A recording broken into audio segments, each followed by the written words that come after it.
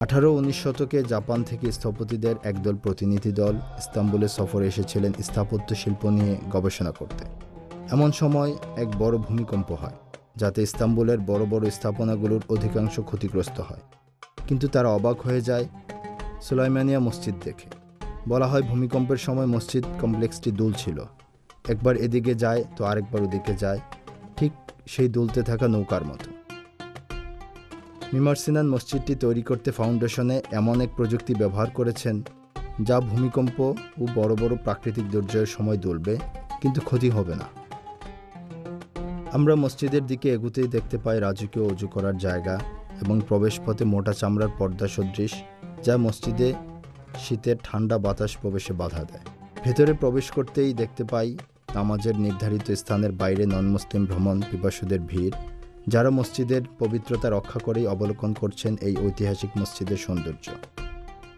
নামাজের জামাতের পর সম্মানিত ইমামের হৃদয় জোড়ানো কোরআন তেলাওয়াত শ্রবণ করার সুযোগ হলো আমাদের।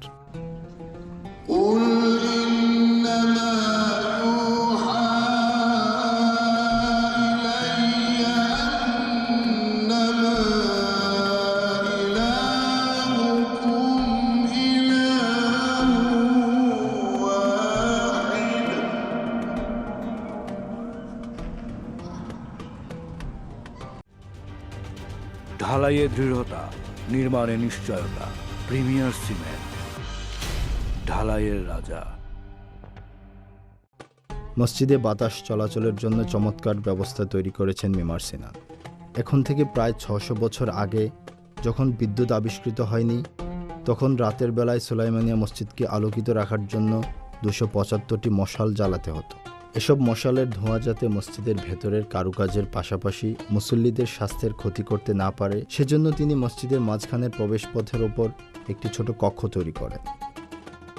সেই সঙ্গে তিনি মসজিদের বিভিন্ন কোণে এমনভাবে ভেন্টিলেশন ব্যবস্থা করেন যাতে মশাল থেকে নির্গত সব ধোঁয়া ওই কক্ষে এসে জমা হয়।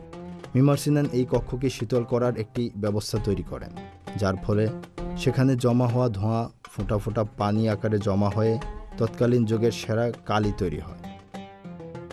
সুলাইমানিয়া মসজিদে ক্যালিগ্রাফি সহ অন্যান্য যেসব হস্তলিখিত ডিজাইন রয়েছে, তার সবই করা হয় এই কালি দিয়ে। সুলাইমানিয়া মসজিদটি শুরুতে আরও বড় একটি ভবন ব্যবস্থার কেন্দ্রীয় অংশ ছিল, যাতে মাদ্রাসা, হাসপাতাল এবং গ্রন্থাগার অন্তর্ভুক্ত ছিল। এখানে ছিল বিখ্যাত দারুল কুররা, যেখানে কোরআন গবেষণার কাজ হতো। এই জায়গাগুলো বর্তমানে ইস্তাম্বুলের একটি বিশ্ববিদ্যালয়ের ইসলামিক অনুষদ হিসেবে ব্যবহৃত হয়ে আসছে।